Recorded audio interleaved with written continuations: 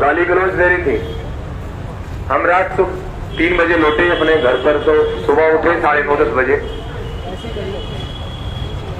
पता लगा कि बाहर एक महिला है जो शराब पी हुई है और गाली गलौज कर रही है कुछ कर्मचारियों से।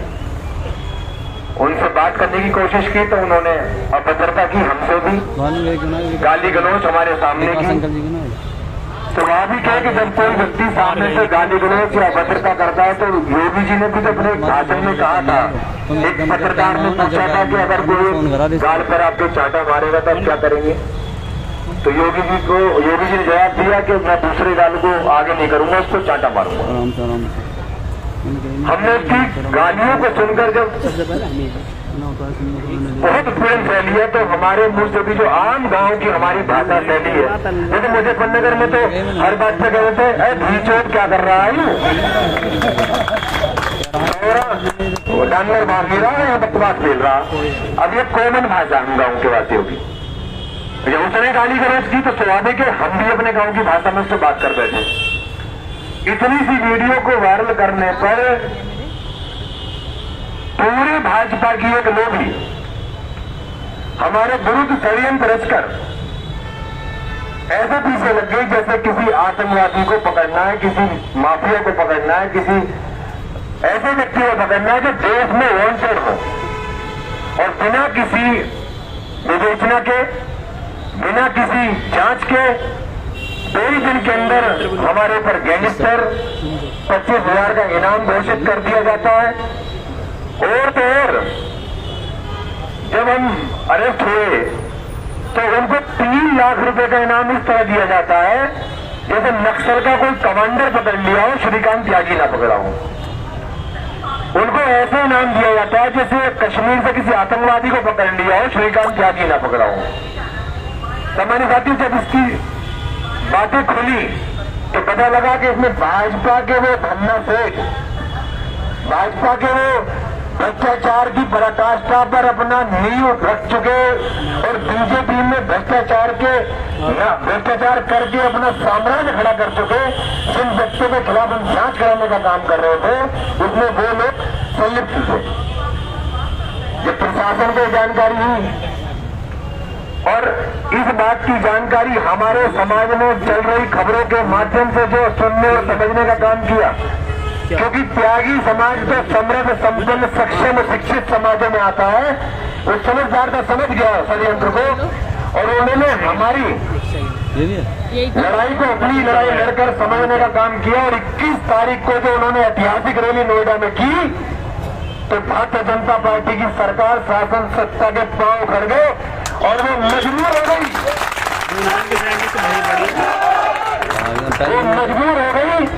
कि वो त्यागी समाज को नतमस्तक बनकर प्रणाम करने लगी और हाथ जोड़ने लगी कि रैली तो आप कर लीजिए, बस अनुरोध है कि रैली के अंदर कोई अवस्था न फैले, कोई लड़ाई झगड़ा ना हो। वो भूल गए कि रैली रोकनी जरूरी थी, वो नतमस्तक हो गए कि रैली रोके तो हमसे नहीं पा रही है, इनके हाथ पैर जोड़ ले तो उनसे कम से कम व्यवस्था बनाने के नाम की अपील कर लें। इतनी बड़ी व्यवस्था, 1,500 पुलिस कर्मचारी, 7-8 लाख लोगों पर, जिसमें 500 त्यागी समाज के पुलिस कर्मचारी लगाने का काम सरकार ने किया। ये त्यागी समाज की ताकत और मेहनत है। बहुत अच्छे सम्मानित साथियों, उसके बाद हम जेल के अंदर थे तो समस्त समाज से, त्यागी समाज के दूर दूर से बुजुर्ग, मेरे अभिभावक, मेरे युवा क्रांतिकारी, मेरी माताएं बहनें भी, और साथ ही साथ ऐसे लोग जो राजस्थान, छत्तीसगढ़, मध्य प्रदेश, हरियाणा, पंजाब और महाराष्ट्र से, उत्तराखंड से मुझसे मिलने आए और उन्होंने एक ही बात कही कि श्रीकांत भैया, आपने आज तक जितना भी समाज में काम किया, जो लोग आपको जानते थे नहीं जानते थे, लेकिन इस राजनीतिक षड्यंत्र में और इस भाजपा की षड्यंत्रकारी सरकार में हुए आपके ऊपर षड्यंत्र ने त्यागी समाज को एक करने का काम कर दिया। मैंने कहा कि अगर समाज एक हो रहा है तो निश्चित रूप से श्रीकांत त्यागी अब कितना भी लंबा देर में रहने, उससे तो फर्क नहीं पड़ता मुझे। अब समाज से इंसाफ कर ही देगा अपने आप। ये वो समाज है मैं बता दूं इस माइक, इस मंच के माध्यम से किसने भगत सिंह को जन्म दिया और जिस समाज में क्रांतिकारी कवि रामधारी सिंह दिनकर जी पैदा हुए, जिस समय कांग्रेस में आताताई चल रही थी, उस समय एक राष्ट्र कवि दिनकर जी ने कांग्रेस की सरकार को लोहे के चने जमाने का काम किया था। अंत के और वो कहते हैं ना, दिनकर जी ने एक कविता लिखी है, जब जेल में थे तो एक बात से हमेशा परेशान मन रहता था कि परिवार बड़ा संघर्ष कर रहा है। हमारी पत्नी से थाने में घटना के 4 घंटे बाद ही ऐसे पूछताछ की जा रही थी। पूछताछ ये की जा रही थी कि श्रीकांत त्यागी कहाँ, ये नहीं पूछा जा रहा था, पूछा जा रहा था कि श्रीकांत त्यागी की कहाँ कहाँ खदानें चल रही है, कहाँ कहाँ क्रशर चल रहे हैं, कितने उनके आवास है, कितने उनके मकान है और कितनी उनकी इनकम है, और 15 लाख 20 लाख मीडिया में किराया चला जा रहा है, उनकी रिश्तेदारों की गाड़ियों को उठाया जा रहा, उनके परिवार के लोगों को उठाया जा रहा।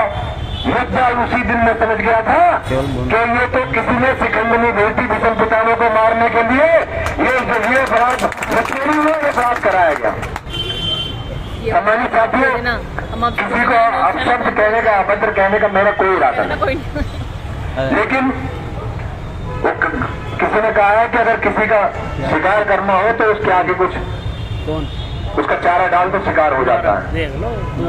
मेरा उस बहन से कोई शिकवा नहीं है, वो भी किसी की बहन बेटी है। षड्यंत्र के जो रचा गया गिरफ्तार उसमें फंस गई होगी, वो अपने घर से शांति से रहे। लड़ाई उन लोगों से है जो वर्तमान की सत्ताधारी पार्टी से लाभ उठाकर धन धान कमाकर और हमारे 95% वोट से बनी सरकार में हमें जानासारी दिखाने का काम कर रहे हैं। लेकिन हमने भी कसम खा रखी है, ये समाज सर्वोपरि है, भगवान की तरह मेरे परिवार का साथ दिया है। इससे बात कहना चाहूंगा कि मुझे भला जरा उनको भी लगा 2-4 थपेड़े हल्के हल्के से, जो एक साई से बैठ के इस तूफान का नजारा ले रहे हैं। और हमने कतार चिरागों की लगा रखी है। ये एक छोटे मोटे बीजेपी के अनुकंपा प्राप्त नेताओं ने तर्क हवाओं से लगा रखी है। अरे हमें यूं ही नहीं तर्क से बनाया भैया, अनुकंपा प्राप्त नेता हमने 5 बुजुर्गों के दबाए हैं तो बनाया है। और इसी क्रम में बता दूं कि मांगेराम जी जेल में मिलने आए हमसे तो 2 मांगेराम जी आ गए। एक मांगेराम जी सियाने से आ गए और एक मांगेराम जी कुतुबपुर से आ गए, और दोनों मांगेराम जी मेरे सामने बैठ गए। आंदोलन की बात तो शुरू नहीं हुई, लेकिन दोनों मांगेराम जी की बात शुरू हो गई आपस में। हमने कहा कि भाई ऐसा है कि मांगेराम जी, इन वाले मांगेराम जी को तो आप एसी कमरे में रख लेते, हम और आप गर्मी में बात कर लेते हैं। उस दिन मांगेराम जी ने, मैं ये हमारे बीच में बैठे पिता तो बड़े भाई, इनको प्रणाम करते हुए इनका सम्मान, मेरे लिए मेरे परिवार का सम्मान, इन्होंने हमसे कहा कि श्रीकांत बेटा तू बाहर निकल जाता, बस छोटों ने हमारी जो है बैठक बिगाड़ दी। मैंने कहा इसी बात पे तो मैं जेल आ गया। मैंने कहा आप क्या करना है? बोले तो आंदोलन तो करेंगे, लेकिन अब के आंदोलन जो करेंगे धरने के रूप में करेंगे। मैंने कहा आपने अगर सोच लिया है तो मुझे बताना है या पूछना है? बोले वो तो मैं इसलिए पूछ रहा हूँ कभी मैं धरने बैठ जाऊंगा और तू मना कर दे। मैंने कहा मैं मना नहीं करूंगा, मैं तो जेल में मेरी आवाज को बंद किया गया है, जितने भी मेरे रास्ते बाहर लोगों से खुलने के बनेंगे, मुलाकात होगी, ये मैं आपसे आज वचन दे रहा हूँ। मेरी दूसरे किसी आदमी से बात नहीं हुई, मानव जी से बात हुई, तो उन्होंने मैंने इनसे कहा कि आप जब धरने में बैठ जाएंगे तो मेरा ये वादा है कि श्रीकांत त्यागी सबसे पहले जब जेल से छूटेगा तो आपके धरने पे पहुंचने का काम करेगा।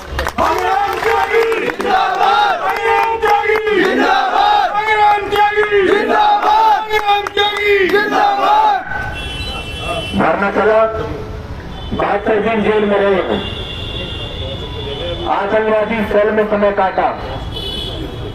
एक 10x18 का कमरा होता है, उसमें आप सो भी सकते हैं, उसी में नहा लीजिए और उसी में अपना लेटरिन बाथरूम कर लीजिए, वो एक ही जगह मिलती है कि हम बाथरूम में सो रहे हैं। कष्ट हुआ, रोए, आंसू आए हमारे सामने, बोले कि मैंने तुम्हें अपना बेटा और हम लोग को बेटी माना है, भाई आज इस लड़ाई को मरते दम तक लड़ना।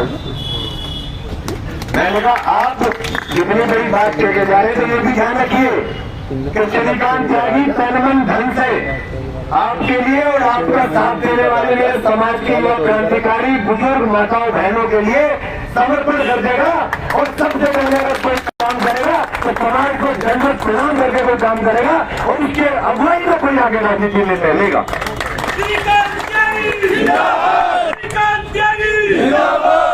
मैंने कहा भाजपा ने तो हमें अपना मानने से मना कर दिया, तो जिसने हमने पहचाने तो हमने भी उसको जाना नहीं, तो हमें उसको जानना नहीं है।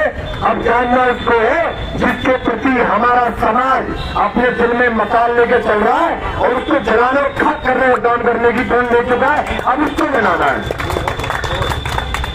वो कहते हैं ना कि आज फिर कोई कचरा कहीं उभरता है, ये कचरे ही है जो उभरे हैं हमारे जेल जाने के बाद, समझ रहे हो? आज फिर कोई कचरा कहीं उभरता है और समुद्र के लहजे में बात करता है हमारे लोगों से। वैसे तो नदी नाले की तरह कहीं बह रहे थे दूसरे रास्ते में, तो मैं जेल में नहीं गया था और मैं जेल में पहुंचा, समुद्र बन के बाहर आ गए। आज फिर कोई कचरा कहीं उभरता है, समुद्र के लहजे में ही बात करता है। हमारी छतों के दिए तो कब के बुझ गए होते, ये हमारा समाज उन हवाओं के पर कतरता है। बहुत बढ़िया, बहुत बढ़िया।